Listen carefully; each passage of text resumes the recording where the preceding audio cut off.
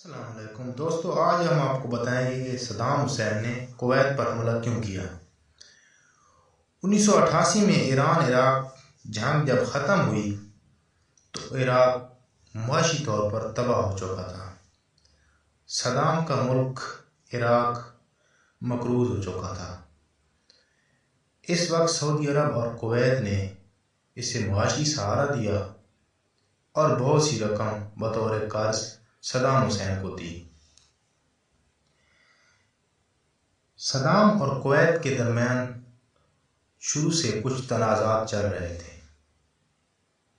تاہم اس موقع پر کویت نے اپنے ہمسائے ہونے کا ثبوت دیا۔ انہوں نے صدر صدام کو سپورٹ کیا اور اسے مالی امداد دی۔ اس امداد دینے کے بعد کویت نے ایران عراق جنگ کے بعد صدام سے اس کا فائدہ بھی اٹھانے کی کوشش کی۔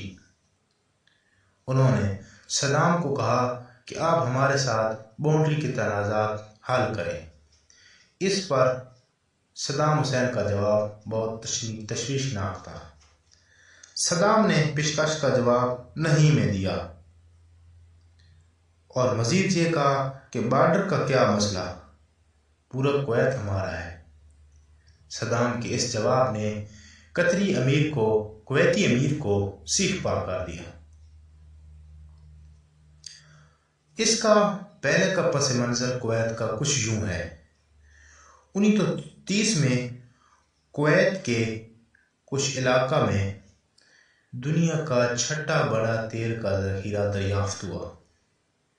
اسی وجہ سے 1938 میں عراق نے تیل کے ذخیرے پر دعویٰ بول دیا، جو بعد میں مختلف تنازعات کا شکار رہا۔ صدر صدام کویت کو ذہنی طور پر اور بجانی طور پر آزاد ملک نہیں مانتا تھا، بلکہ وہ کویت کو عراق کا حصہ سمجھتا تھا۔ تاہم اس موقع پر کویت نے ہمدردی کی تو انہوں نے سمجھا کہ صدام کا رویہ کچھ اور ہوگا۔ جب کویت اس بات سے بالکل سمجھ چکا تھا کہ صدام ہمارے ساتھ تنازعات حل نہیں کرنا چاہتا، تو کویت نے اپنے $10 ارب جو کہ صدر صدام کو جنگ کے بعد امداد دی تھی اپنے واپس مانگنا شروع کر دی۔ صدام نے اس کا جواب صاف صاف نہیں میں دے دیا اور مزید صدام نے یہ کہا کہ یہ جنگ تو میں نے دوسرے عربوں کے لیے بھی لڑی، آپ لوگوں کے لیے بھی لڑی۔ سوویت مزید دباؤ بڑھاتا گیا، لیکن صدام کا جواب نہیں میں رہا۔ اس دوران کویت نے ایک چال چلی، وہ یہ کہ اس نے تیل کی پیداوار کو عام کر دیا۔ صدام کے پاس ایک ہی راستہ تھا، وہ تھا وہاں کا تیل کی پیداوار، جو کہ دنیا کا 11% ہے۔ تیل کی قیمت کم ہوتی گئی، جو کہ $7 فی بیرل کے ساتھ 18 سے 11 پر آ گئی۔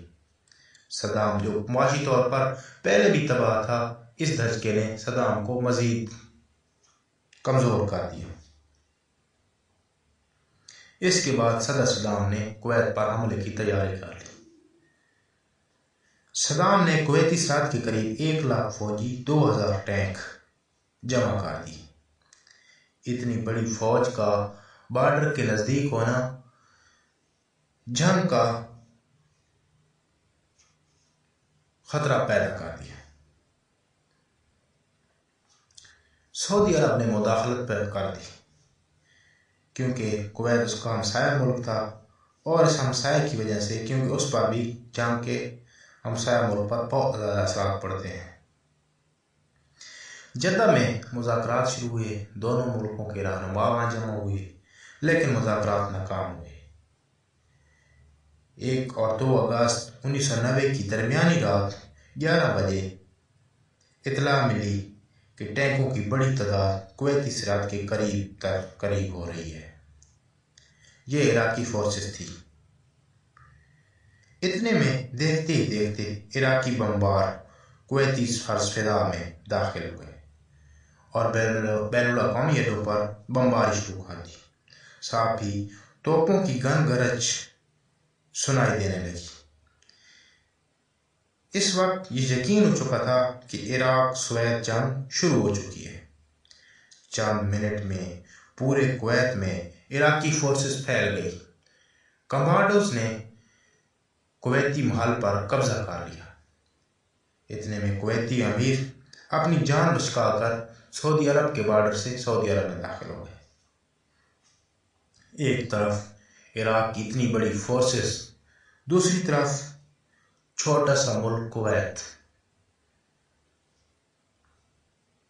صدام نے 2 سے 3 روز میں پورے کویت پر قبضہ کر لیا، ساتھ ہی تیل پر قبضہ کر لیا۔ اب مسئلہ یہاں یہ تھا کہ اس تیل کا اصل مالک جارج بش تھا، اونر جارج بش تھا، جو اس وقت امریکی صدر تھا۔ کیونکہ امریکی صدر جارج بش اس وقت مالی طور پر طاقتور تھا بہت زیادہ، اور اس کا سب سے بڑا ذریعہ آمدن تیل کا دھندا تھا۔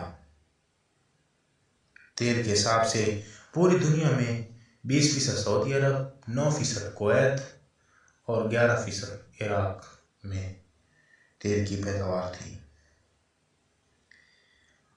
امریکی صدر کو یہ خوف بھی لاحق ہو گیا کہ صدام کویت پر قبضہ کرنے کے بعد اب سعودی عرب پر بھی حملہ کرے گا اور قبضہ کرے گا، لیکن سعودی عرب کو یہ یقین تھا کہ صدر صدام سعودی عرب پر حملہ نہیں کرے گا، کیونکہ ان کا صدام کے ساتھ پہلے سے معاہدہ ہو چکا تھا۔ لیکن جارج بش کو صدام پر بالکل یقین نہیں تھا۔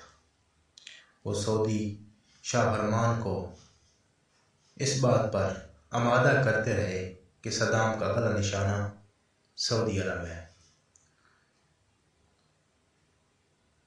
تاہم امریکہ نے فوری طور پر عراق اور کویت پر تیل کی برآمدات کی پابندی لگا دی، جس کا اثر یہ ہوا کہ تیل کی قیمت منڈی میں بہت اوپر چلی گئی۔ سعودی عرب کے دفاع کے لیے بش نے سعودی ولی عہد کو آمادہ کیا کہ ہم آپ کو فوج دیں گے، کیونکہ صدام بالکل تیاری میں ہے حملے کی۔ سعودی کابینہ میں آپس میں اجلاس بلایا اور اس پر سوچا۔